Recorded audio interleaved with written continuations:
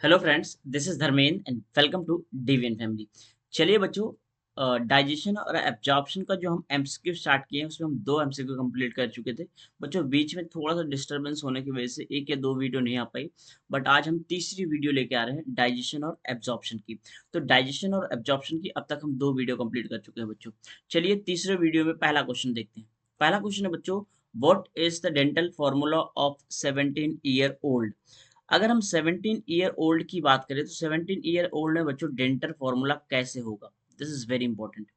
बच्चों अगर हम डेंटल फॉर्मूला की बात करें तो डेंटल फॉर्मूला जो नॉर्मल ह्यूमन में डेंटल फॉर्मूला होता है बच्चों, वो होता है 2 1 2 3 डिवाइड बाई 2 1 2 3। इसको हम बेसिकली अपर हाफ देखते हैं, लोअर का भी और अपर का भी, अपर और लोअर हाफ दोनों देखते हैं।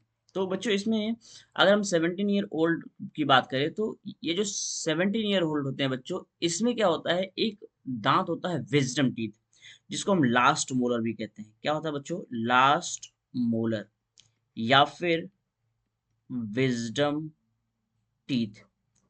ये जो होता है बच्चों absent होता है, ये absent होता है।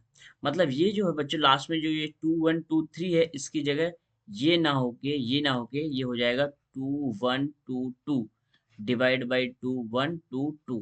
तो इसका ये बच्चों करेक्ट ऑप्शन हो जाएगा। So the correct option of this question is option B. I hope आपको ये क्वेश्चन समझ में आया होगा। इसमें बच्चों ये इंसीजर होता है, ये कैनाइन होता है, ये प्री मोलर होता है और ये मोलर होता है। और इस मोलर में बच्चों बेसिकली लास्ट मोलर जो होता है वो absent होता है। तो इसका करेक्ट आंसर है बच्चों ऑप्शन बी। नेक्स्ट क्वेश्चन पे आते हैं। The type of dentition in which each tooth is embedded in socket. यानी इसमें ऐसे टाइप ऑफ डेंटिशन को बताओ जिसमें हर एक टीथ जो होता है बच्चों सॉकेट में रखा होता है। एक्चुअली एक्रोडोंट, प्लूरोडोंट और थीकोडोंट होता क्या है बच्चों, ध्यान समझो। एक्रोडोंट में बेसिकली क्या होता है बच्चों, इसमें सपोज ये ऊपर की तरफ ऐसे, ये बच्चों ऐसे दांत रखे हुए होते हैं, ये रहा इस तरीके से। ऐसे वाले के एक्रोडोंट, ऐसे वाले अरेंजमेंट को एक्रोडोंट कहते हैं। इससे थोड़ा सा अंदर की तरफ जो धसा हुआ होता है, सपोज ये इस तरीके से अगर ऐसे दांत रखा हुआ है बच्चों, तो इसको बोलते हैं प्ल्यूरोडोंट। और अगर कोई दांत सॉकेट में रखा हुआ है बच्चों, ध्यान से समझना, सॉकेट में, socket in in the sense suppose ये है ऐसे, इस तरीके से ऐसे, ऐसे। अगर इस तरीके से ऐसे सॉकेट में दांत रखा हुआ है बच्चों, इस तरीके से ऐसे, ऐसे टाइप के डेंटिशन को हम कहते हैं थीकोडोंट। तो ध्यान रखना, ये जो सॉकेट में रखा होता है उसको कहते हैं थीकोडोंट। तो इसका करेक्ट ऑप्शन हो जाएगा बच्चों option C. Right, I hope आपको समझ में आया होगा ये दूसरा क्वेश्चन। तीसरे क्वेश्चन में आते हैं बच्चों। इसने पूछा है dash is the non living part of tooth. बच्चों ये हमें ध्यान रखना पड़ेगा कि जो टूथ का नॉन लिविंग पार्ट होता है वो होता है बच्चों इनामेल। ये एज इट इज आपको याद करने वाला क्वेश्चन है बच्चों। इनामेल जो होता है वो नॉन लिविंग पार्ट होता है टूथ का, ध्यान रखना।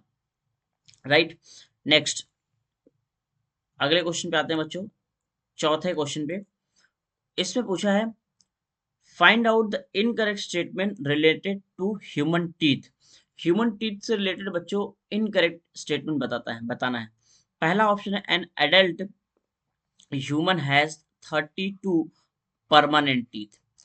क्या है एडल्ट ह्यूमन में बच्चों? एडल्ट ह्यूमन की बात की, ध्यान रखना, एडल्ट ह्यूमन में 32 परमानेंट टीथ होते हैं। ये करेक्ट ऑप्शन है बच्चों, 32 परमानेंट टीथ होते हैं। दूसरा पूछा है, मतलब N adult human has 12 permanent teeth.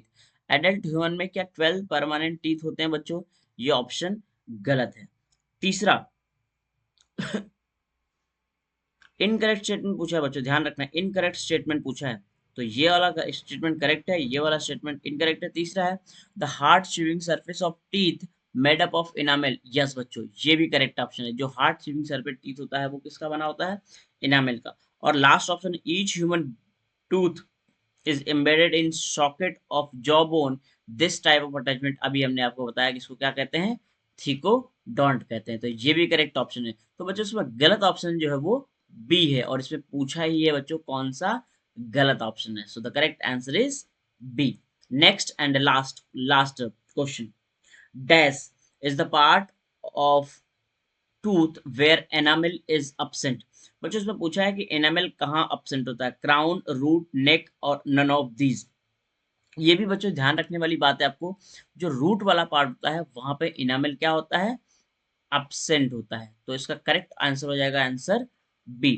थोड़ा सा आपको आइडिया होना चाहिए बच्चों, नीचे वाला जो हिस्सा होता है, ये नीचे वाला जो हिस्सा होता है बच्चों, ये बेसिकली होता है इसका रूट पार्ट होता है बच्चों।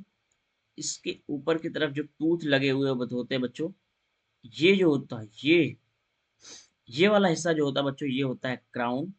और इधर भी जो हिस्सा होता है ये होता है गम्स, राइट। ये रूट पार्ट है। और